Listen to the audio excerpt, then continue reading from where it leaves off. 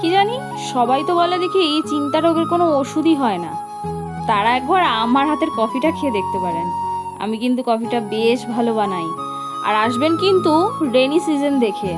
হ্যাঁ, বর্ষার দিনে এক কাপ কফি নিয়ে সুন্দর জানলার সামনে বসে বসে দুজনে মিলে আড্ডা মারবো। আমার কফি বানাতে বেশিক্ষণ সময় লাগে না, তাই আমার কফিটা বেশি পছন্দ। চা বানাতে আমি খুব একটা ভালো পারি না, যেহেতু কাকাগোড়াই খাই না, তো তাই আমি ভালো বানাতে পারি না। কিন্তু আমার আবার কফির সাথে একটু বাটার হলে দারুণ লাগে টেস্ট। অমৃত হবে বলছি না, কিন্তু অন্যের দেওয়া বাঁশের চাইতে আমার হাতের কফি কিন্তু আপনি সত্যিই খেলে খুশি হয়ে যাবেন।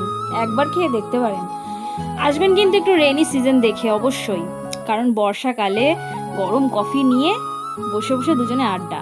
চিনিটা আমি কিন্তু খুব একটা প্রেফার করি না, আমি গুড় কিংবা লাল বাতাসা দিয়েই সব সময় সব কিছু খাই, আমার ভালো লাগে। আর দেখুন বৃষ্টি ভেজা দিন, উফ কি যে মজা! চলে আসুন তাড়াতাড়ি ঝটপট। নমস্কার।